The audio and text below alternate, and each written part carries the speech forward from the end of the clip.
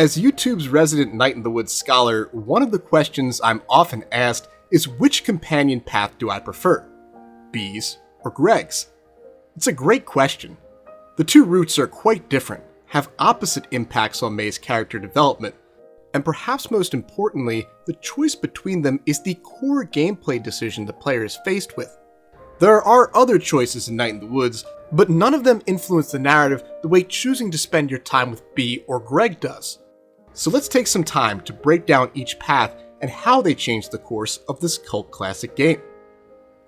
But before I go on, if you are a Night in the Woods fan, then please be sure to like, subscribe, and consider supporting me with the YouTube channel membership or over on Patreon. My dream is to make these videos full-time someday and to create awesome Night in the Woods content for years to come. By doing any of those things, you'll be helping make that dream a reality. Let's start off with Gregg. As I've said in several videos at this point, he's usually the character players gravitate to on their first playthrough of the game. His personality is warmer, and he's a genuinely fun person to be around, whereas Bea is colder and more hostile to Mae, at least at the beginning.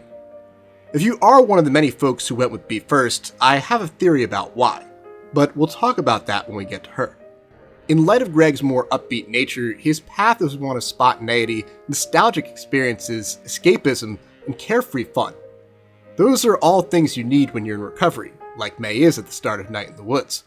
But if you hope to grow and move forward, then you can't spend too much time in the past, meaning that Gregg's path also represents stagnation and a regression to baseline that is unlikely to serve Mae well, at least not on its own, in the years to come. His path begins on day 4, the day after the party in the woods. It's at this point that Mae, and by extension the player, is given the choice of who to hang out with for the first time. If you go with Gregg, he'll take her off to do crimes, which in this case means meeting up with Steve Scriggins, the skeeviest guy in town, at the abandoned food donkey. As inherently unlikable as he is, Steve is actually a really interesting character for Mae to encounter along this path. He is the epitome of a person who is stuck in Possum Springs, someone who probably would have ended up as a victim of the cult or a cult member himself if Mae hadn't trapped him in the mines at the end of the game. This, of course, is the natural fear that comes along with this path, that Mae might end up lingering in Possum Springs because she spends so much time engaging in nostalgic fun with Gregg. In any case, though Mae is far from a fan of Steve, her and Gregg visit him to buy one of the old animatronics that used to sit outside the food donkey. The player will have a choice of 3 models: a rabbit, a frog, and a pig. With the Five Nights at Freddy reject boxed up, the dynamic duo then has to get it to Gregg and Angus's apartment by carrying it up the stairs.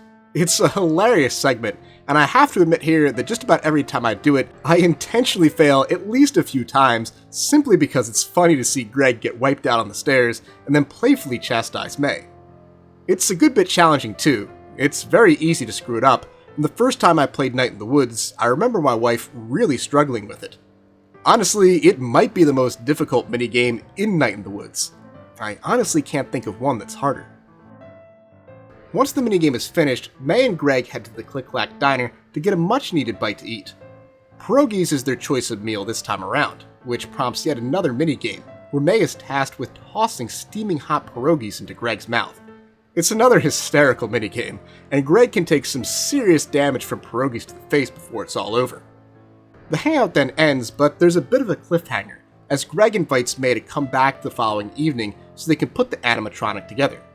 This makes it unique among the hangouts because it's the only one that directly carries over into the next.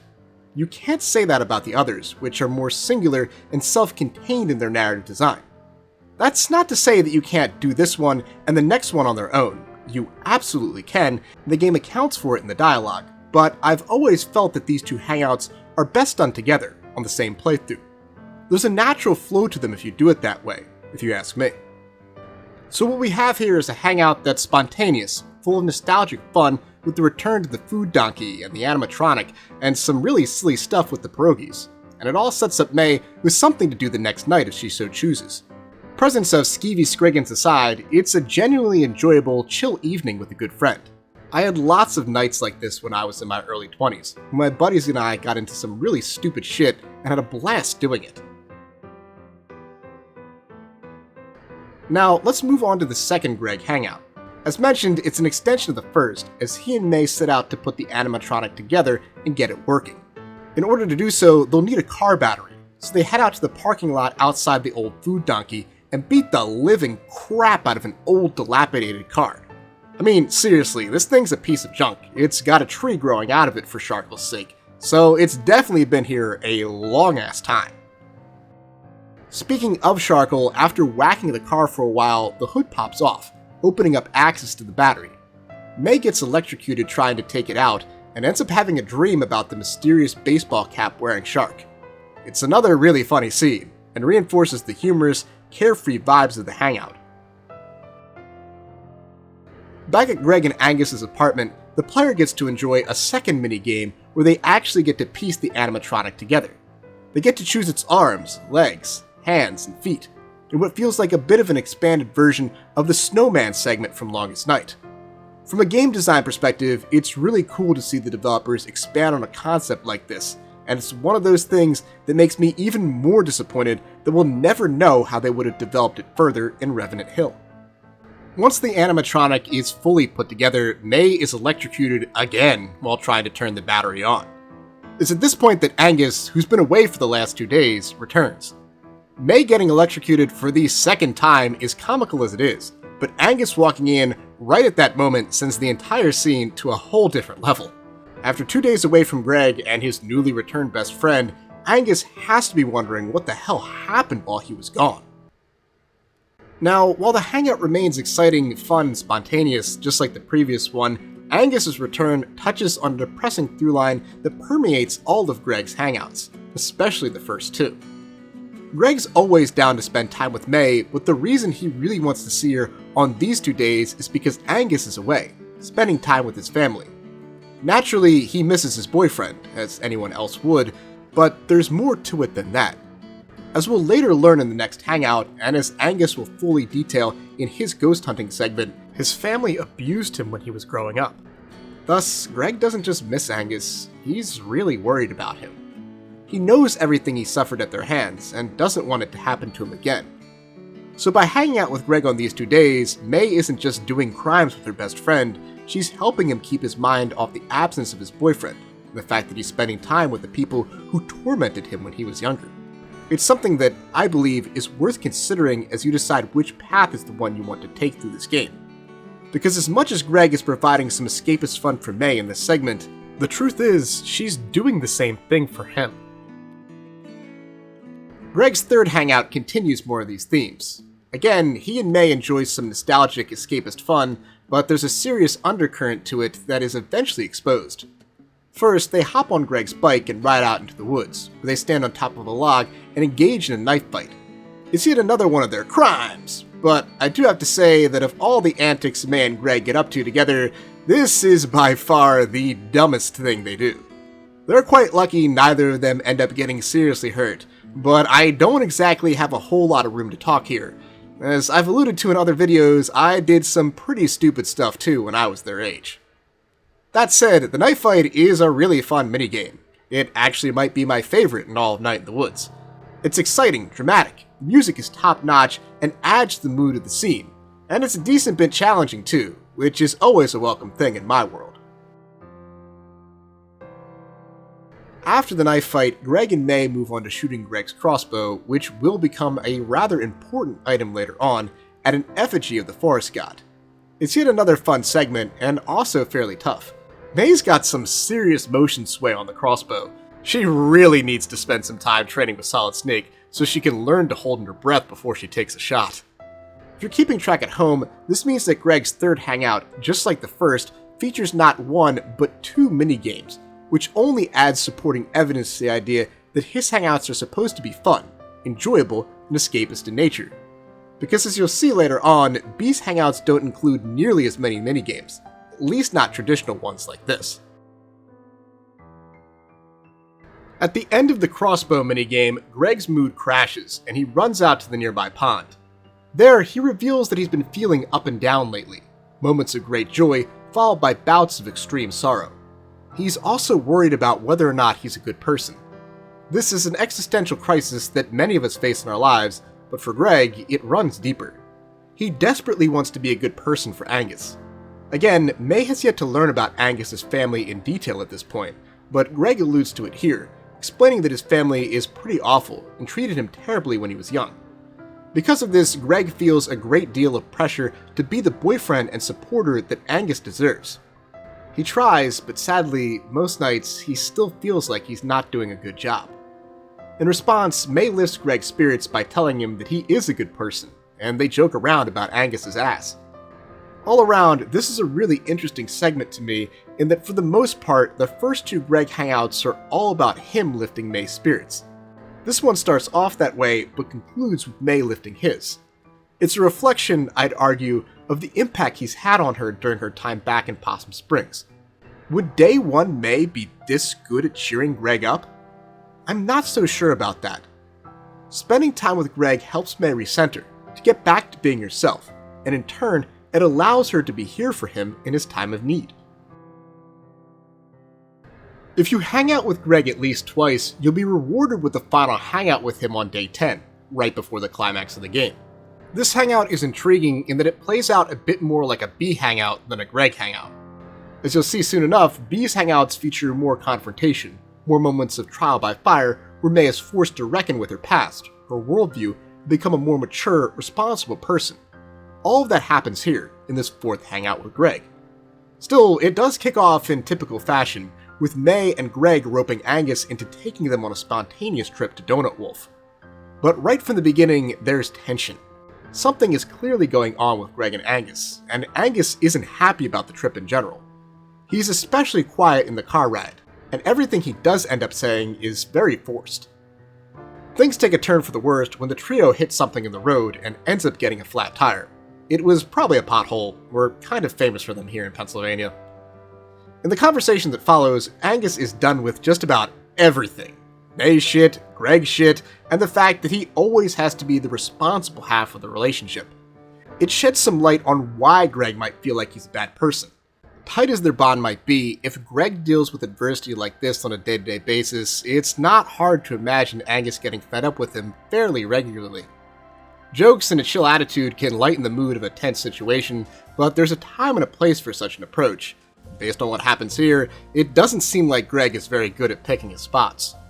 There are worse things in life than getting a flat tire, let alone worse things that can happen on a car trip, but it's still super frustrating, and May and Gregg's lackadaisical attitude doesn't make solving the problem any easier. May, to her credit, ends up finding a spare tire in the trunk, allowing the group to change out the flat and progress. At Donut Wolf, the continued tension between Gregg and Angus causes May to spiral. She vandalizes the bathroom, clogging the toilets and defacing the stalls until Gregg comes in to check in on her. She's really worked up about the whole situation. As oblivious as May often is to the emotions and perspectives of others, she knows that there's some strife between her two friends, and that she's played a part in it. When she returns to the table, May eats too many donuts and pukes her guts out. It's then that Gregg and Angus take her outside to recover and explain themselves. Gregg steps up here in a big way, and using a grim but beautiful analogy about some sheep that once got loose on him at his uncle's farm, tells May that she needs to let him grow up and change. The implication here is that before May came back home, Gregg was making strides to become a more responsible person. But in his attempt to help May find herself again, to get her back to being the person she used to be, he lost his own way, and ended up regressing, reverting to the person he used to be, but has been trying to distance himself from the last few years. It's a personal journey he undertook so that he can transform into the good person he wants to be for Angus, to support him and provide him with the relationship he believes he deserves. In a really sad and ironic way, May's reunion with Gregg was the best thing to happen to her because it gives her the escapism she needs, but the worst thing to happen to him because it tempts him back down a path that he had been working so hard to leave behind. All of this growth, he reveals, is in pursuit of the plan, a goal that him and Angus have of leaving Possum Springs and moving to Bright Harbor, where they believe a better life in a community that respects them, their relationship, and their sexuality is awaiting them. It's a bold plan, probably an attainable one, but it's definitely going to take some change on Gregg's part if it's going to happen. Doing crimes, unfortunately, doesn't pay the bills. It's a deep conversation, incredibly relatable to anyone who's ever tried to move away from somewhere they've lived all their lives. And most importantly, it's a huge character moment for Gregg. It maintains the down-to-earth, humorous, and spontaneous vibe that we see in all of his hangouts, but in terms of pure content, it really is more like something we'd see from Bea, as unspoken realities are brought out into the light, and May is forced to reckon with the fact that her friends are changing and growing up, and that she needs to do the same thing unless she wants to end up being left behind in Possum Springs. Ultimately, May agrees to let Gregg grow up, but asks him and Angus to join her for one last crime. Together, the trio heads out into the woods, where they leave the animatronic they built behind on a stump. It's a beautiful symbol of May's acceptance of Gregg's new path in life, and a great reuse of a previous story beat. In order to get this segment at all, you'll need to do Gregg's first hangout, his second hangout, or both, meaning that you have definitely seen some part of the animatronic plotline. So that's the arc of Gregg's hangouts. They start out with him and May engaging in escapism, something that's good for May, and something that she needs right now, but also the kind of behavior that Gregg needs to leave behind if he wants to evolve into the responsible person Angus needs him to be. In the third hangout, he continues to escape, but ultimately does begin to reckon with this reality, something that is fully exposed in the fourth hangout, where he tells May that she needs to let him grow up. For her part, May does seem to benefit from the early escapism, supports Gregg when he struggles, and does accept that he needs to grow up. But whether or not all of this inspires change in May herself is unclear. It definitely recenters her and reminds her of who she used to be before things went south at college, which is certainly beneficial. If May does grow up herself as a result of spending time with Gregg, I'd argue that it's more the type of thing that happens through example than something that naturally occurs as a result of his influence. As in, the fact that he asked her to let him grow up might inspire her to do the same thing. Some might call it wishful thinking, but I do believe this is the direction the developers intended with Gregg's arc, and that it is possible that as he gets closer to leaving Possum Springs for Bright Harbor, May will decide that it's time for her to do the same thing.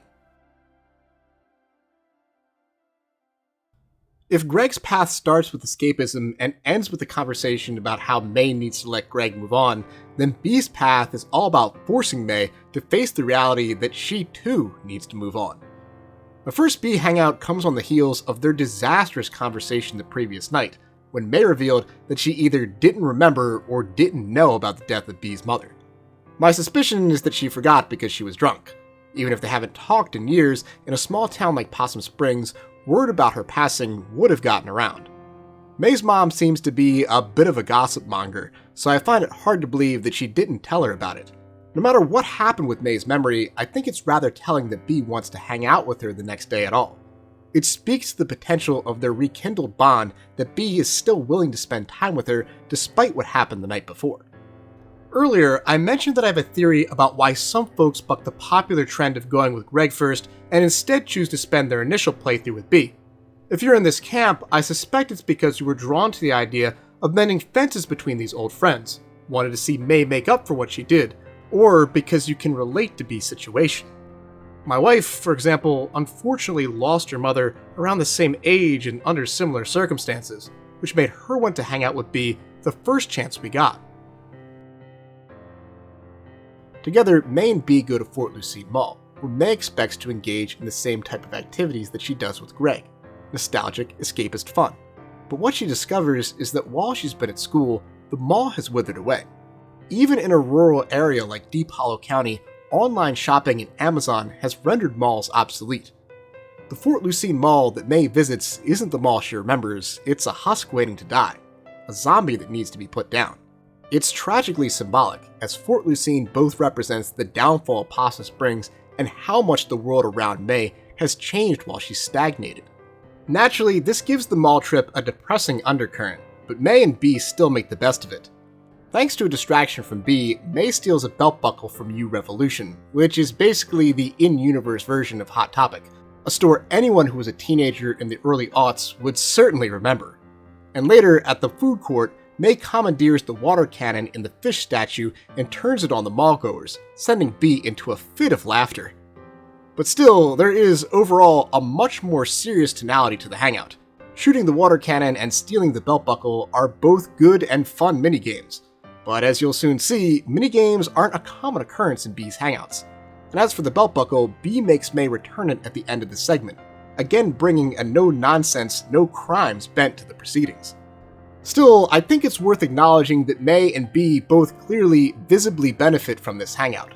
May starts to come to terms with the fact that the world around her is changing, and that she needs to change with it, and leave her more juvenile past behind, while Bea gets to have fun. Like, genuine fun. There's not another scene in this game where Bea laughs and enjoys herself the way she does here at the end of their time in Fort Lucine Mall with the water cannon. As a Bea fan, it's heartwarming and gives me a special appreciation for this hangout segment in particular.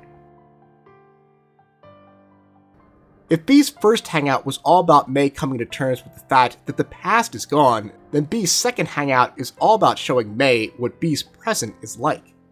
In this hangout, Bea brings May along with her on a trip to Miss Miranda's house to help her repair her broken furnace.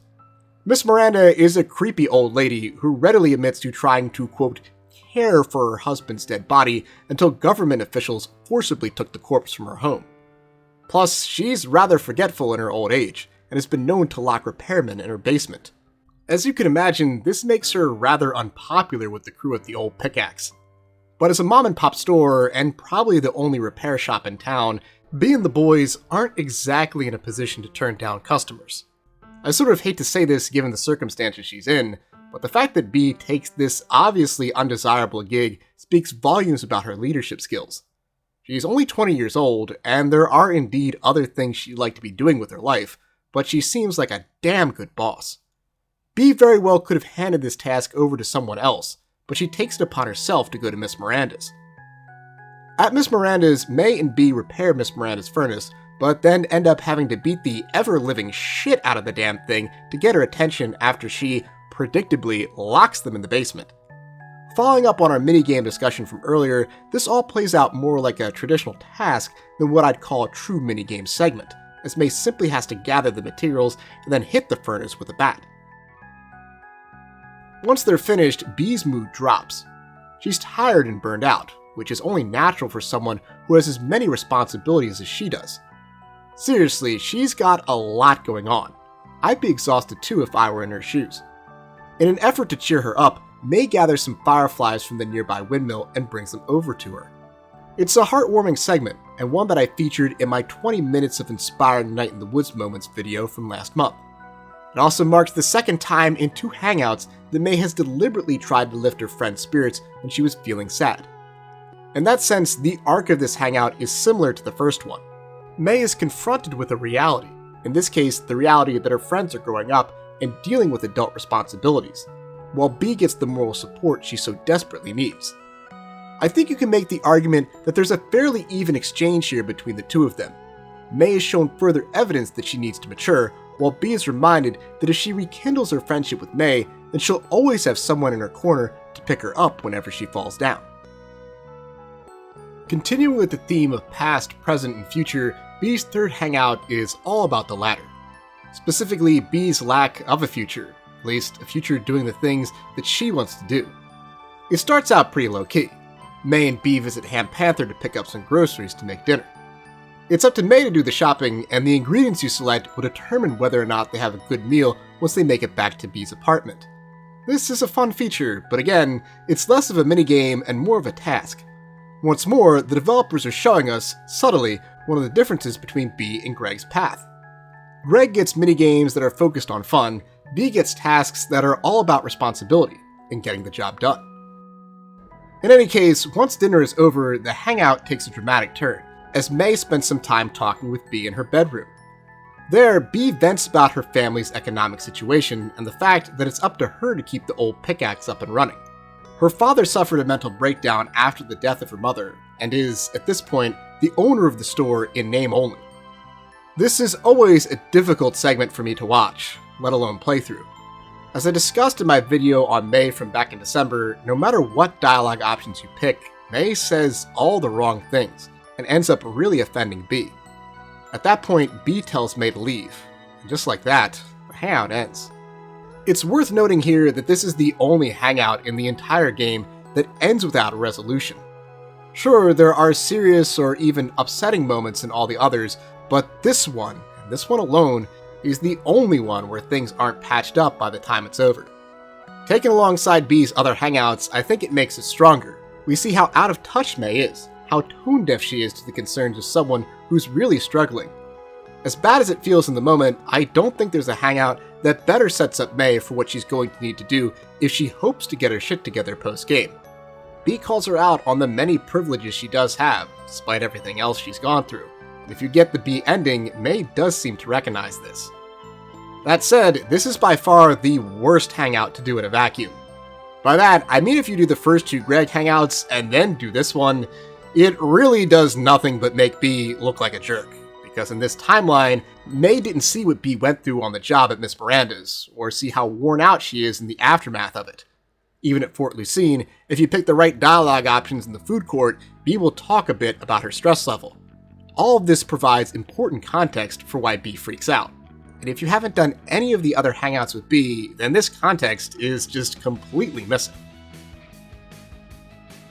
If you hang out with Bea at least twice during the Weird Autumn section, then on day 10, you'll be rewarded with the 4th and final hangout with her. Structurally, it kicks off in a much different tone than any of her other hangouts. It's hopeful, as Bea invites May to come with her to a party at a nearby college town. We're never told what college town they go to, but I'm fairly certain that it isn't Derkillisburg, where May went to school.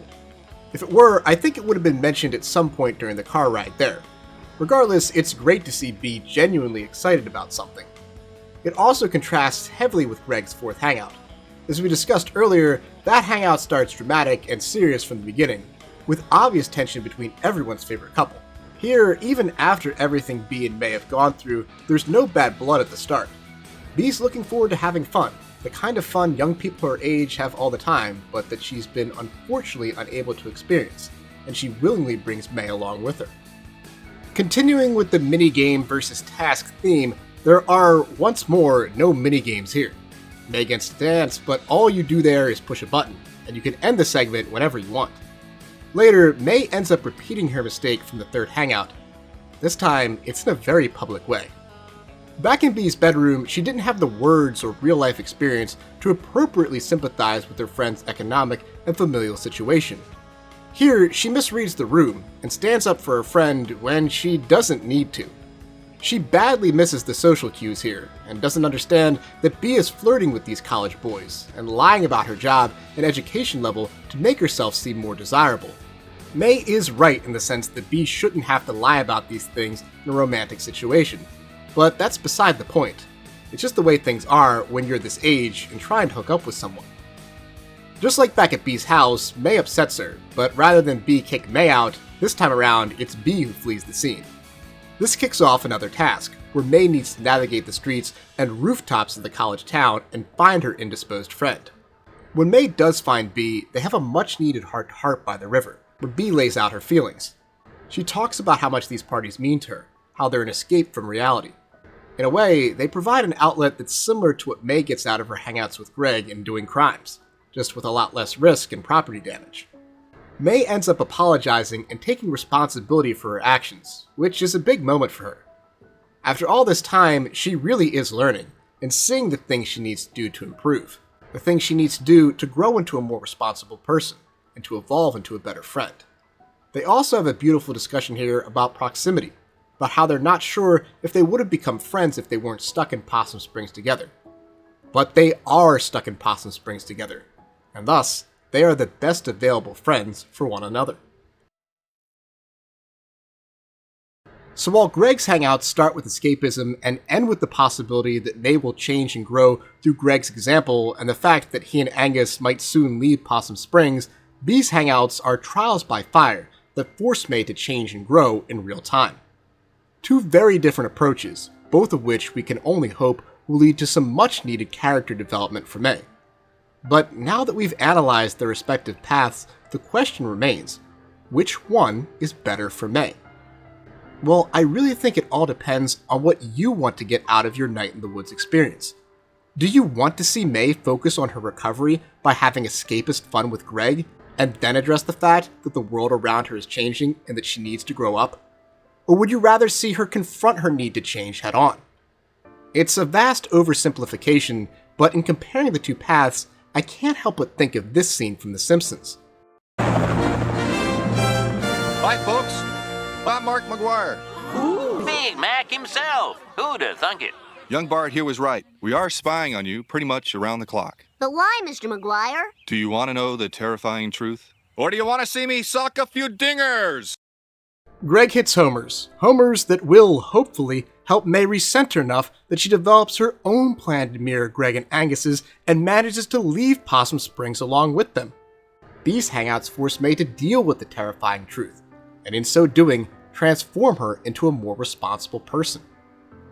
Something I'd also factor into your calculus is the fact that so long as everything goes well, Gregg will always have Angus there to support him. But without May, Bea has no one there to support her. No one there to help her through the economic and familial struggles that dominate her character arc. But on the flip side, I'd argue that Gregg's fourth hangout, where he reckons with his past and his need to leave the person he was behind, which you only get by spending most of your time with him, is critical to ensuring that everything does go well between Gregg and Angus, that their plan is successful, and that they end up staying together.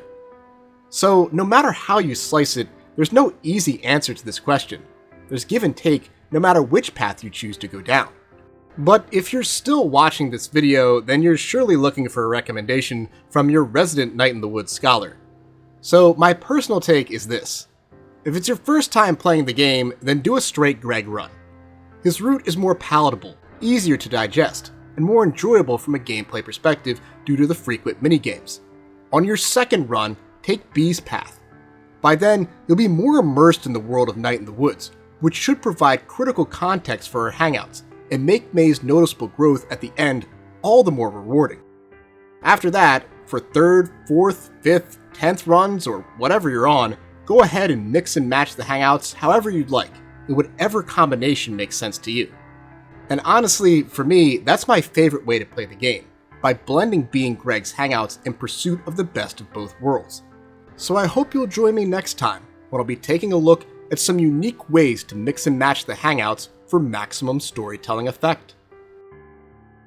Thanks for watching. Big thanks to my Night in the Woods collaborators Wolf.Godwin, Allan Naslund, and Jordi Jaen Moreno. To check out all 3 of these incredibly talented creators, just follow the links down below in the description box. Big shout out to all my silver and gold tier YouTube channel members and Patreon subscribers, including James Pruitt, Gustavo Balabi, Lil Caesar, Reed, Pathonian, Anna Novikova, Laura Parenti, Sean Bobby, Bogu, Trace De Asada, Vixel, Dorlaxon, and Junisov, who get early access to these videos thanks to donations of $5 to $10 a month. See you guys next time, and go birds!